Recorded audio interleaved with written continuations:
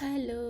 Shorts ആയതുകൊണ്ട് ഒത്തിരി detail ആയിട്ട് പറഞ്ഞു പോകാൻ പറ്റത്തില്ല. എന്നാലും ഞാൻ മാക്സിമം കാര്യങ്ങളും ഇൻക്ലൂഡ് ചെയ്യാൻ നോക്കാറുണ്ട്. നമ്മുടെ അഡീനിയത്തിൻ്റെ കെയർ ശരിക്കും സ്റ്റാർട്ട് ചെയ്യേണ്ടത് ഡിസംബർ തൊട്ടാണ്. ഡിസംബറിൽ റീപ്പോർട്ട് ചെയ്യണം, ഫെബ്രുവരിയിൽ പ്രൂൺ ചെയ്യണം.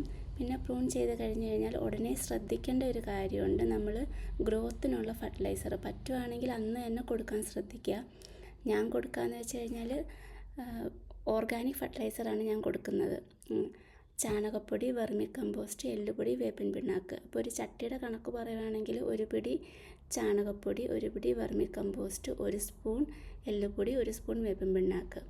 അപ്പം ഇത് കഴിഞ്ഞിട്ട് നമ്മൾ ഒരു 25 ദിവസം കഴിഞ്ഞിട്ട് ഫ്ലവറിങ്ങിനുള്ള ഫർട്ടിലൈസർ ഇട്ട് കൊടുക്കണം. അപ്പോൾ ഇങ്ങനെ ചെയ്യുവാണെങ്കിൽ ഏപ്രിൽ ആകുമ്പോഴത്തേക്ക് നിറയെ പൂക്കളുണ്ടാവും.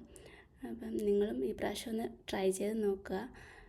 പിന്നെ വീഡിയോസ് ഇഷ്ടപ്പെടുന്നുണ്ടെങ്കിൽ ലൈക്ക് ചെയ്യുക, ഷെയർ ചെയ്യുക, സബ്സ്ക്രൈബ് ചെയ്യുക. അപ്പം താങ്ക്സ് ഫോർ വാച്ചിങ്.